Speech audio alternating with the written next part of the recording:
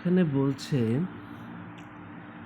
যে rights of citizenship of certain persons of Indian origin residing outside India, অর্থাৎ নাগরিকত্বের অধিকার সেই সমস্ত ব্যক্তিদের জন্য যারা ইন্ডিয়ান অরিজিন কিন্তু বসবাস করছে আউটসাইড ইন্ডিয়াতে।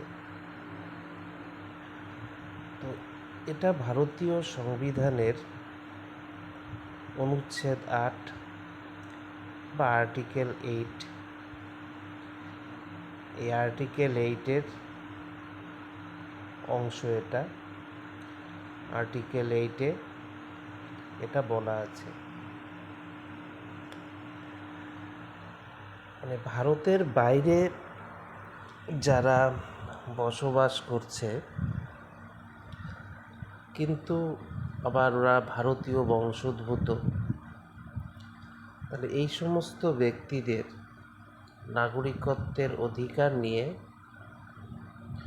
আর্টিকেল 8-এ বলা আছে। অর্থাৎ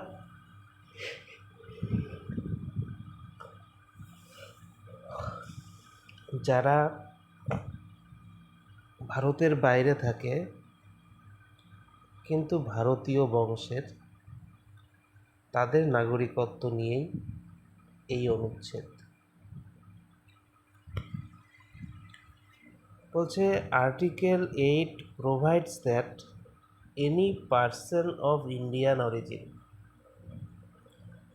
অর্থাৎ আর্টিকেল 8 বলে যে যে কোনো ভারতীয় বংশোদ্ভূত ব্যক্তি,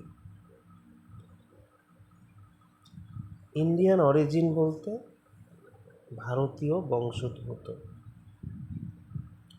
মানে যার পূর্বপুরুষ ভারতীয় ছিলেন,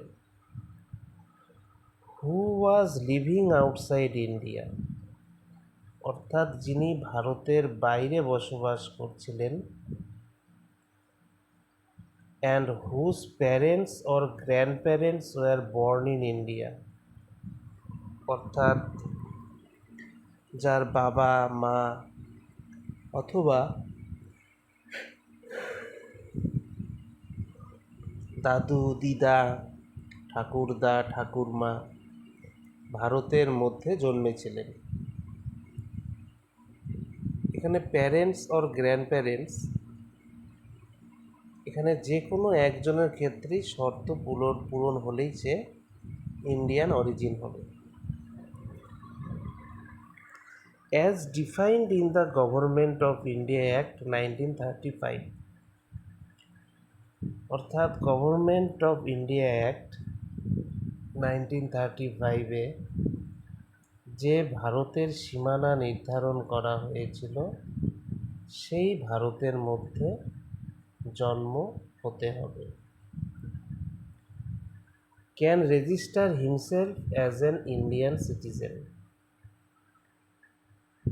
যদি এরকম হয় তাহলে তিনি নিজের নাম নিবন্ধন বা রেজিস্ট্রেশন করে ভারতীয় নাগরিক হতে পারবেন।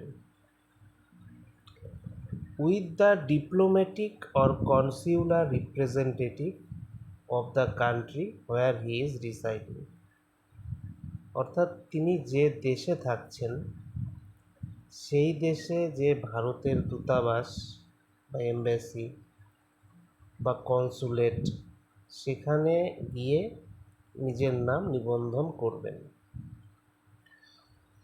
তাহলে আর্টিকেল 8 বিদেশে বসবাসকারী ভারতীয় বংশোদ্ভূত ব্যক্তির নাগরিকত্ব নিয়ে আলোচনা করে। শর্ত কি? যে সে ভারতের বাইরে বসবাস করতে হবে তাকে, তারপরে তার বাবা মা বা দাদু দিদা ঠাকুরদা ঠাকুমার মধ্যে কেউ গভর্নমেন্ট অফ ইন্ডিয়া অ্যাক্ট 1935 অনুযায়ী ভারতের মধ্যে জন্মগ্রহণ করে থাকতে হবে। তারপরে তাকে বিদেশে অবস্থিত যে ভারতীয় দূতাবাস বা কনসুলেট সেখানে গিয়ে রেজিস্ট্রেশন করতে হবে। তাহলে বিদেশে থাকা ভারতীয় বংশোদ্ভূত ব্যক্তি প্লাস ভারতীয় দূতাবাসে গিয়ে registration is equal to article 8 অনুযায়ী ভারতীয় নাগরিকত্ব।